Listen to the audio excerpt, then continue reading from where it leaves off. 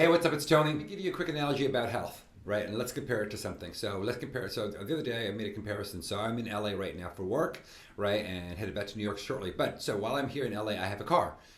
The other day I was at the gas station and gas is expensive, and I decided that I would cheap out and just get regular gas as opposed to a Plus or a Supreme, I guess you could call it. So, anyways, I filled up the tank and I put this regular gas in this car and I saved a few cents or a few dollars. So, I have to tell you that I am not a car person. I don't know anything about what's going on under the hood. I press start, I put it in drive, and I go. So, but I noticed for the length of time that that tank was full till it was empty, that car was functioning completely different. I don't think it was in my mind because I really noticed it when I would attempt to merge onto the freeway, especially those bullet freeways. You know, those ones where the on-ramp is super short and you've got to go from 0 to 60 like fast, or else, you're not getting in, right? The car was kind of not stalling, but it was certainly not reacting and picking up that speed the way that it normally does when I don't skimp out on gas. So, right, I noticed it bothered me, right? I didn't feel as safe that I could do or get in and out of a situation as I couldn't speed up. I just felt off. The car felt like it wasn't functioning at its highest level. And that is the same way that I feel about the human body, right? And what it is that I'm putting into my body and what it is that you're putting into your body, right? You will notice, and I have noticed, that if I don't feed this machine, the car, right, with good stuff,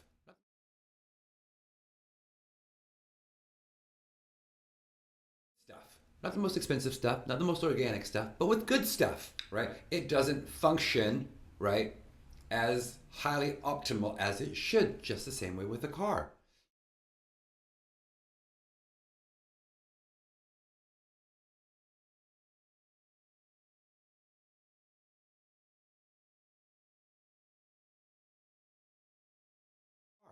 And so why wouldn't you, right, put better quality fuel into your body so that it functions at its highest, right, the way it was designed?